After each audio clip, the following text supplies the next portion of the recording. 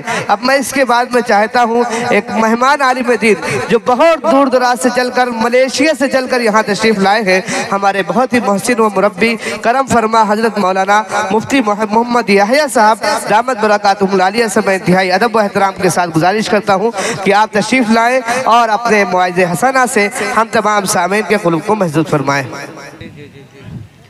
الحمد لأهله والصلاة والسلام على أهلها أما بعد فأعوذ بالله من الشيطان الرجيم بسم الله الرحمن الرحيم ظهر الفساد في البر والبحر بما كسبت أيدي الناس ليذيقهم بعض الذي عملوا لعلهم يرجعون صدق الله العظيم وقال رسول الله صلى الله عليه وسلم من أحب لقاء الله أحب الله لقاءه أو كما قال عليه الصلاة والسلام وللہ در من قال تو ادھر ادھر کی نہ بات کر یہ بتا کہ قافلہ کہاں لٹا تو ادھر ادھر کی نہ بات کر یہ بتا کہ قافلہ کہاں لٹا مجھے رہزنوں سے گلا نہیں تیری رہبری کا سوال کیا بات ہے، زندہ باد زندہ باد۔ میرے دوستو بہت مختصر وقت دیا گیا ہے، اس لیے میں آپ کو اشارہ کروں اس بات کی طرف کہ ذرا آپ نے کبھی سوچا کہ اتنا بڑا ہندوستان اور آنے والا انگریز گنے چنے چند 2-4 ہزار اس پورے ہندوستان پر کیسے تسلط جما لیا؟ کیا بات ہے، جو دال میں نمک کے برابر بھی نہیں۔ کیا بات ہے۔ اور دوسرا یہ کبھی سوچا آپ نے کہ اس ہندوستان میں اتنی بڑی آبادی جس کو انگریز نے غلام بنا رکھا تھا اور اس ہندوستان کی پراپرٹی پر قبضہ کر کے خود مختار حکومت بنا رکھا تھا، اس انگریز کو اس ہندوستان سے بھگانے کے لیے 190 سال کی قربانی کیوں لگی؟ اگر سوچا جائے تو 10 دن اگر ان کا ساتھ چھوڑ دیا جائے 10 دن تو وہ حکومت کس پر کرتے ہیں؟ لیکن آخر وہ کیا اسباب اور عوامل ہیں کہ جس کی وجہ سے اتنے زمانے اور اتنے لمبے وقت کی قربانی دینی پڑی؟ میرے دوستو آپ بس میں مختصر 2 واقعہ بیان کر کے آپ کو اس بات کی طرف لے جاؤں گا کہ اس کا جواب بھی حل ہو اور ہمیں یہ اندازہ ہو کہ ہم جس چیز کے لیے جمع ہوئے ہیں حق تو یہ ہے کہ یہ جشن نہیں ہے کیونکہ ہمارے سامنے قربانی دینے والوں کی لاشیں ہوں اور ہم اپنی آزادی کا جشن منائیں، بلکہ حق تو یہ ہے کہ ہم ان کے لیے قرآن خوانی کر کے ان نفوس قدسی صفات لوگوں کے لیے دعائیں کریں، اللہ ان کے درجات بلند فرمائے۔ بے شک، سبحان اللہ، ماشاءاللہ، بے شک۔ لیکن جشن تو سب مناتے ہیں، ان لوگوں کے لیے دعائیں کوئی نہیں کرتا۔ مجھے تو بہت خوشی ہوئی کہ یہاں اسٹیج پر جب مجمع ختم ہوا تو دعائیں کی گئی، کم سے کم ان کے لیے دعائیں تو ہوئی۔ بے شک، ورنہ ایسے ہزاروں اسکولوں کالجوں مدرسوں میں ایک ڈرامے سے سارے جشن کو منایا جاتا ہے لیکن ان قدسی صفات نفوس کے لیے دعائیں تک نہیں کی جاتی ہیں۔ میرے دوستوں سن 1756 میں، مختصر بات، سن 1756 میں جناب مرزا سلطان سراج الدولہ صاحب نے دیکھا کہ جس انگریز کو ہم نے کلکتہ میں آنے کے بعد کمپنی کھولنے کے لیے جگہ دی، فیکٹریاں قائم کیے اور پورے ملک ہندوستان کو یہ بتلایا کہ آپ کے ملک کی مالی ترقی ہوگی، ہم فیکٹریاں قائم کریں گے، کمپنیاں قائم کریں گے اور باہر کی مشینریاں لائیں گے، پروجیکٹ لائیں گے، یہاں سے وہاں، وہاں سے یہاں جائے گا۔ جیسے آج اپنے ملک ہندوستان کی بہت ساری چیزیں بیچ دے رہے ہیں لوگ کہ ہندوستان کی ترقی ہوگی، الٹا اس کا خسارہ ہو رہا ہے۔ تو ان لوگوں نے بھی یہ سوچا کہ شاید اس ملک ہندوستان کی ترقی اور زیادہ ہو، حالانکہ سونے کا چڑیا تو پہلے سے تھا۔ سن 1856 میں جناب سراج الدولہ کو جب معلوم ہوا کہ انگریز نے کلکتہ کے اندر جس فیکٹری کو چلانے کے لیے جگہ دی گئی ہے اس فیکٹری کے اطراف میں قلعہ بنانا شروع کر دیا. قلعہ فیکٹری اور چاروں طرف سے قلعہ بنائیں گے تو اندر کیا مال تیار ہو رہا ہے پتہ نہیں چلے گا. تو جناب سراج الدولہ نے منع کیا اور یہ پوچھا کہ یہ قلعے کیوں بن رہے ہیں. اس کا جواب گول مٹول دیا گیا. جب جناب سراج الدولہ کو یہ پتا چلا کہ ان فیکٹریوں کے اندر قلعہ بند بنا کر اور لوگوں کو ہتھیار دے کر اور ایک جنرل بنایا گیا، پولیس افسر بنائے گئے، فوجی بنائے جا رہے ہیں، جب اس کا علم ہوا تو سن 1756 میں سب سے پہلے جس نے انگریز کے قلعے پر حملہ بولا تھا وہ جناب مرزا سلطان سراج الدولہ رحمت اللہ علیہ تھے. سبحان اللہ. اور ایسی زبردست حملہ کہ چاروں طرف سے قلعے کو گھیر لیا اور رابرٹ کلائیو جو ان کا جنرل تھا پکڑا گیا اور سارے سپاہیوں کے ساتھ جب پکڑ لیے گئے تو جناب سراج الدولہ نے اپنے فوجیوں سے پوچھا کہ ان کے لیے کیا کرنا چاہیے. کسی نے کہا حضرت سیدھا ختم کرنا چاہیے، کسی نے کہا کہ انہیں جیل خانے میں بند کر دینا چاہیے. جناب سراج الدولہ کو یہ احساس ہوا کہ ان کو مارنے سے مقصد نہیں ہے، اصل تو یہ تجارت کے لیے آئے ہوئے ہیں، ان کو پریشان کرنا ہماری شان کے خلاف ہے. ان کو بند کر دیا جائے کچھ دیر کے لیے، جب معافی تلافی ہو جائے گی قلعہ توڑ دیا جائے گا، پھر ان سے بات کی جائے گی. سارے قلعے کو توڑنے کی اجازت دے دیا گیا. اور رات میں ان کے فوجیوں نے کہا کہ حضرت آپ ذرا غور سے سنیے گا، آپ آرام فرمائیں، ہم لوگ ان قیدیوں کو رات بھر گھیرتے ہیں. سراج الدولہ کی جو فوج تھی اس نے یہ ارادہ کیا کہ ایک ہال تھا جس کے اندر قیدیوں کو بند کیا جاتا تھا، اس کی لمبائی اور چوڑائی بتائی جاتی ہے تاریخ میں 18x14 کا کمرہ تھا. کتنا بڑا؟ 18x14. 18x14 کا کمرہ. اور 156 انگریز قیدی پکڑے گئے تھے، ان کے پولیس افسر پکڑے گئے تھے. 156 آدمی کو 18x14 کے کمرے میں کیسے رکھیں گے؟ غصہ ہونے کی وجہ سے پولیس والوں نے ایک ہی روم میں 156 لوگوں کو گھسیٹ دیا اور وہ اوپر نیچے پکڑ کے ٹنگا گئے. تاریخ میں لکھا ہے، رابرٹ کلائیو خود لکھتا ہے کہ جب صبح ہوئی تو ہم میں سے صرف اور صرف 23 آدمی زندہ بچے تھے، اس کے علاوہ سب کے سب مر گئے تھے. اللہ اکبر، اللہ اکبر. صبح میں جب سراج الدولہ نکلے اور پوچھا تو کہا کہ یہ تو بہت بڑا غلط ہو گیا، ہم تو مارنا ہی نہیں چاہتے تھے، اسے مر گئے گرمی کی وجہ سے. تو سراج الدولہ ان لوگوں کو رہا کر کے اپنے مقام پلاسی پہ چلے گئے. بس ذرا غور سے سمجھیے، یہ جو 23 آدمی بچے تھے انگریزوں کے، یہ برطانیہ گئے اور سارے برطانیہ میں آواز کیا کہ برطانیہ کی عزت کو لاج رکھنے کے لیے ہندوستان پر سب سے پہلے سراج الدولہ پہ حملہ کرنا چاہیے کہ جس نے ہمارے پولیس افسران کے 156 لوگوں کو قتل کر دیا. برطانیہ کی حکومت جوش میں آ گئی اور ڈھیروں فوج بھیجنا شروع کر دیا. یہاں تک کہ سن 1757 میں ایک ہی سال کے بعد برطانیہ کی طرف سے ایک مسلح فوج آئی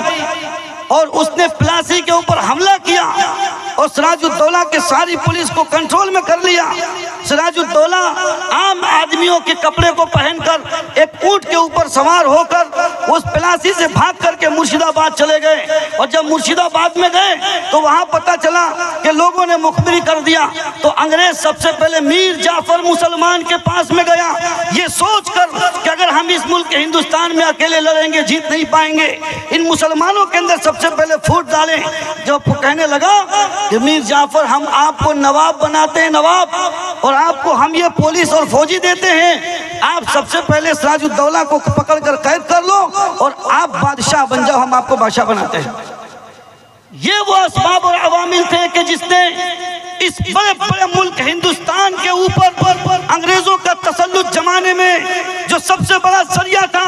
وہ چند مسلمانوں کی اور چند غیروں کی ایسی ناسمجھی تھی جس کی وجہ سے اتنا بڑا ہندوستان غلامی کے زنجیروں میں جکڑ دیا گیا. میر جعفر یہ سراج الدولہ کے خون کا قاتل پلاسی سے نکل کر مرشد آباد کو اس نے گھیر لیا. راتوں رات مرشد آباد سے جناب سراج الدولہ بھاگ کر کے ہگلی کے مقام پر کشتی میں سوار ہو کر کے بھاگتے ہیں تو وہاں پر ایک بہت بڑا مخبر جس کا نام فقیر بابا شاہ، یہ بھی مسلمان، اس نے مخبر کیا کہ سراج الدولہ رات کو یہاں تشریف لائے ہیں. بالآخر سراج الدولہ اس کی مخبری کی وجہ سے پکڑے گئے اور ان کو تو قتل کیا ہی گیا، ان کے رشتہ داروں کے خاندان کے 70 عورتوں کو جزیرے میں کشتی میں بھر کر کے لے جا کر بیچ میں ڈبو دیا گیا. ان کی ایک بی بی جس کا نام لطف النساء تھا، وہ بہت خوبصورت تھی، اس سے رابرٹ کلائیو نے شادی کا ارادہ کیا، اس نے اس سے انکار کیا، اس کو بھی تہ تیغ کر دیا گیا. میرے دوستوں، میر جعفر جو اپنی بادشاہت کے لیے انگریزوں کا تسلط اور انگریزوں کا قبضہ ہندوستان میں دیے، اس میر جعفر کا چڑھتا ہوا سورج بھی غروب ہو گیا اور انگریزوں نے ان کو قتل کر کے پورے بنگال کے اوپر، بہار کے اوپر قبضہ کر لیا. پھر وہاں سے جب وہ دلی کی طرف بڑھنے لگے تو آخری بات میں کہتا ہوں سن 1757 سے لے کر سن 1857 تک 100 سال تک مسلمان یہ آواز دیتے رہے پورے ہندوستان کے باشندوں کو کہ آج یہ ملک ہندوستان میں انگریز غالب آ رہا ہے، کچھ اس کے لیے کیجئے. علماء شہید ہو گئے، قتل ہو گئے، چادری چوک سے لے کر پشاور کی جامع مسجد تک ہر ایک درخت پر علماء کی گردنیں لٹکا دی گئی، ان کو بوریوں میں بند کر کے تندوروں میں ڈال دیا گیا، اوپر سے ہاتھیوں کو چلایا گیا. اس کے باوجود 100 سال کے اندر ہمارے ملک کے دیگر بھائیوں کو یہ احساس تک نہیں ہوا کہ یہ انگریز ہم پر قبضہ سے قبضہ جماتا چلا جا رہا ہے. یہ کتنی بڑی ناسمجھی ہے، سوچو اور دیکھو کہ علماء کی کتنی بڑی بصیرت ہے کہ جنہوں نے سراج الدولہ کا قتل سن 1757 سے لے کر سن 1857 تک 100 سال جنگ آزادی کا قلادہ اپنے جسم میں پہنا، یہ علماء تھے. بے شک سن 1857 سے پہلے انگریز نے ایک قانون بنایا کہ اب بندوقوں کے اندر کارتوس ڈالا جائے گا. وہ کارتوس کے اندر سور اور گائے کی چربی اس میں لگائی جاتی تھی اور اس کو کارتوس کو بندوق میں ڈالنے کے لیے دانت سے اس کی پنی کو پھاڑنا پڑتا تھا. تب جا کر 100 سال کے بعد ہمارے ملک ہندوستان کے دیگر بھائی جو گائے ہماری ماتا ہیں اور سور ہم کھاتے نہیں ہیں، تب پتہ چلا کہ یہ تو بہت بڑی غداری ہے. ان انگریزوں کے فوج کے اندر مسلمان بھی داخل، ہندو بھی داخل، سکھ بھی داخل، جین بھی داخل، بودھ بھی داخل، اور پھر یہ مذہب کے خلاف مسلمان سب سے پہلے بول اٹھے کہ جہاد فرض ہے، کیونکہ نہ ہم سور کی چربی دانت سے لگا سکتے ہیں، نہ ہاتھ سے اس کو چھو سکتے ہیں اور نہ ہم اس کو چلا سکتے ہیں. ہندو بھائیوں نے کہا گائے ہماری ماتا ہے، نہ ہم اس کو کھا سکتے ہیں، نہ دوسروں کو کاٹنے دے سکتے ہیں، نہ سور کی چربی استعمال کر سکتے ہیں. تو سن 1857 میں انگریز کے فوجیوں میں سے سارے مسلمان اور ہندو فوجی نکل کر کے بھاگ کر جمع ہوئے. کہاں؟ وہ میرٹھ کے اندر جمع ہوئے. جب انگریز کو پتا چلا کہ میرٹھ میں یہ سب جمع ہو گئے، سب کے سب فوجی بندوق چلانے کے ماہر، تو جلدی ان کو کچلو ورنہ پورے ہندوستان میں پھیل جائیں گے. اس وقت تک تاریخ گواہ ہے، ٹامسن کہتا ہے کہ سکھ جو فوجی انگریزوں کے ساتھ میں تھے، وہ سکھ فوجی انگریزوں کے ساتھ مل کر ہندو اور مسلمان کے اوپر قتل و غارت گری مچانے کے لیے میرٹھ میں پہنچ گئے اور اتنی زبردست مسلح جنگ ہوئی کہ جس جنگ کے نتیجے میں ہندو مسلمان بھی قتل اور شہید ہوئے، علماء بھی شہید ہوئے، لیکن بالآخر ملک ہندوستان کی یہ نوجوان سن 1857 کی جنگ مسلح ہونے کے باوجود ہار گئے. جب ہارے ہیں تو میرٹھ سے بھاگتے بھاگتے دلی میں آئے اور دلی میں آ کر اس وقت کے بادشاہ چھوٹے موٹے بادشاہ تھے، بہادر شاہ ظفر، ان کے پاس آ کر کے یہ فوجی کہنے لگے بہت سارے ہمارے لوگ مار دیے گئے اور سور کی چربی نہ ہم جو ہے گائے کی چربی استعمال کر سکتے ہیں، آپ بیڑا اٹھائیے رہبری کا، ہم آپ کا ساتھ دیں گے اور ملک ہندوستان سے انگریزوں کو لڑیں گے. بہادر شاہ ظفر نے یہ ذمہ داری لے لی. جب انگریز وہاں سے میرٹھ سے چلا تو سب سے پہلے دلی کو گھیر لیا، اور سب سے پہلا جو دروازہ توڑا ہے انگریز نے وہ کشمیری گیٹ کا دروازہ ہے۔ دروازہ توڑ کر دھواں دھار داخل ہوئے، اور یہ نہتے مسلمان اور ان کے ساتھ میں اب جو سمجھ آئی تھی وہ ہندو، اور انگریز فوجوں کے ساتھ میں رہنے والے، اس وقت کے رہنے والے درندے سکھ بھی ان کے ساتھ میں کشمیری دروازے کو توڑ کر گھس گئے، اور آنے کے بعد بہادر شاہ ظفر کو قید کیا، رنگون بھیج دیا، ان کے بیٹوں کو قتل کر کے تھالی میں جب کٹورا دیا، اور جب دلی کے اوپر قابض ہو گئے اور پورے ہندوستان میں بگل بچا دیا کہ آج سے انگریزوں کی حکومت ہوگی، تب سکھ بھائیوں کو سمجھ میں آیا کہ پورے ہندوستان کی حکومت انگریزوں کی ہوگی۔ وہ اس وجہ سے کہ ہندوستان کی راجدھانی دلی پہ قبضہ کر لیا۔ تیسری مرتبہ جنگ کے بعد سکھ بھائی بھی اب انگریز فوجوں کو چھوڑ کر کے بھاگ گئے۔ تب جا کر کے سن 1884 میں کانگریس پارٹی کی بنیاد ڈالی گئی۔ علماء کی محنتوں سے، گاندھی جی سے ملاقات، نہرو جی سے ملاقات، ولبھ بھائی پٹیل سے ملاقات، فلاں سے ملاقات، اور ایک کانگریس کی بنیاد ڈالی گئی جس میں یہ کہا گیا کہ ہندو مسلم بھائی بھائی، اور پھر عدم تشدد، عدم تعاون تحریک چلائی گئی، یعنی آج سے بالکل بائیکاٹ کہ انگریزوں کے ساتھ میں کوئی معاونت نہیں کی جائے گی۔ جب انگریز دیکھا کہ اس میں ایک بہت بڑا نوجوان مولانا حسین احمد مدنی جو چاروں طرف گھوم گھوم کے لوگوں کو جمع کر رہا ہے، تو ایک اسٹیج جمع کیا، اسٹیج لگایا، اور مولانا حسین احمد مدنی کو عزت سے دعوت دیا، اور یہ کہنے لگا کہ آپ ذرا تشریف لائیں، اپنی بات بتلائیں، آخر یہ ہمارے خلاف جہاد کیوں؟ اور بس آخری تاریخ گواہ ٹامیسن کہتا ہے انگریزوں نے یہ سوچ لیا تھا کہ جیسے ہی حسین احمد مدنی اسٹیج پر آئے گا باتوں میں پھنسا کر گولیوں سے بھون دیا جائے گا، اور یہ کہا جائے گا کہ افراتفری مچ گئی اور اس کو گولی مار دیا گیا۔ مولانا حسین احمد مدنی رحمۃ اللہ علیہ اسٹیج پر دیر سے تشریف لائے، چاروں طرف آواز ہو گئی، انگریز کہہ رہا ہے کہ یہ علماء تمہیں گمراہ کر رہے ہیں، اگر ان کے جہاد کا فتویٰ حق ہوتا تو اسٹیج پر تشریف لاتے، لیکن وہ مرد مجاہد اس چیز کے انتظار میں تھا کہ ساری کی ساری آنکھیں دیکھے، اور وہ بصیرت کا پیکر یہ دیکھ چکا تھا کہ انگریزوں کے بندوقوں میں گولیاں بھری گئی ہیں جو حسین احمد مدنی کے خون کے پیاسی ہیں، اس لیے دیر سے پہنچا، سر کے اوپر کفن باندھا ہوا، اور پہنچتے ہی سیدھا اسٹیج پر تشریف لائے، اور آ کر کے کہنے لگے انگریزوں کے پولیسوں کو بلبل سے تسبیح دیتے ہوئے اور ان کی گولیوں کو گل سے تسبیح دیتے ہوئے فرمایا، یہ لیے پھرتی ہے بلبل چونچ میں گل، یہ لیے پھرتی ہے بلبل چونچ میں گل کہ شہید ناز کی تربت کہاں ہے۔ حضرت نے جب یہ شعر پڑھا آدھے گھنٹے تک مسلسل نعرے لگاتے رہے، لوگ آدھے گھنٹے تک مسلسل نعرے لگاتے رہے، پھر اٹھ کر مولانا حسین احمد مدنی رحمۃ اللہ علیہ ان کے دلوں میں روب پیدا کرنے کے لیے کہنے لگے، کھلونا سمجھ کر نہ برباد کرنا، کھلونا سمجھ کر نہ برباد کرنا کہ ہم بھی کسی کے بنائے ہوئے ہیں، فرنگی کے فوجوں میں حرمت کے فتوے کہ لسرداد چڑھ کر بھی آئے ہوئے ہیں پھول ایک طرف اور خار ایک طرف، اب دیکھتے ہیں چمن میں جیت کس کی ہوتی ہے۔ میرے دوستوں 190 سال کی غلامی کی زنجیر ان ناسمجھ بدبختوں کی وجہ سے ہوئی کہ جن لوگوں نے اپنے روپے اور پیسوں کی خاطر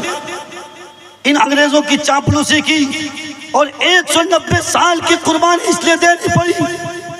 کہ بابا شاہ فقیر بابا شاہ جیسے مخبر مسلمانوں میں پیدا ہوا۔ مولانا حسین احمد مدنی رحمۃ اللہ علیہ کی تاریخ ریشمی رومال کو پکڑوانے والا ایک مسلمان تھا، اور پھر سن 1817 سے سن 1757 سے لے کر سن 1857 تک یہ ہمارے غیر مسلم بھائی جو انگریزوں کے تسلط کو نہ سمجھ کر نہ سمجھی کر ثبوت دیا، ان کی وجہ سے یہ غلامی کی زنجیروں میں جکڑا گیا۔ آج میں کہتا ہوں ایوانوں میں بیٹھنے والوں، اس غداری کو یاد کرو کہ جس کی وجہ سے یہ پورا ملک ہندوستان غلامی کی زنجیروں میں جکڑا گیا۔ ایسی غداری کنسٹیٹیوشن کے ساتھ مت کرو، حقوق کے ساتھ مت کرو کہ کسی کے حقوق کی پامالی ہو رہی ہو، تو آپ جا کے چاپلوسی کر کے گلے میں مالا ڈال رہے ہوں۔ اگر آپ حمیت والے ہیں اور آزادی کی تاریخ کو پڑھنے والے ہیں تو آپ کبھی ایسی چاپلوسی نہیں کریں گے جس چاپلوسی کی وجہ سے کسی کا حق ضائع ہوتا ہو، چاہے وہ حق مسلمان کا ہو، چاہے ہندو کا ہو، چاہے جین کا ہو، چاہے بودھ کا ہو، چاہے جس دھرم کا ہو۔ جو حقوق لکھ دیے گئے اس حقوق کی پاسداری ہونی چاہیے۔ اس لیے میں مخاطب ہو کے کہتا ہوں، کھلونا سمجھ کر نہ برباد کرنا، کھلونا سمجھ کر نہ برباد کرنا، کہ ہم بھی کسی کے بنائے ہوئے ہیں۔ فرنگی کے فوجوں میں حرمت کے فتوے جو سردار چڑھ کر بھی آئے ہوئے ہیں، یہ سب کے سب ایک دن سردار ہوں گے جس دن بات آ جائے گی۔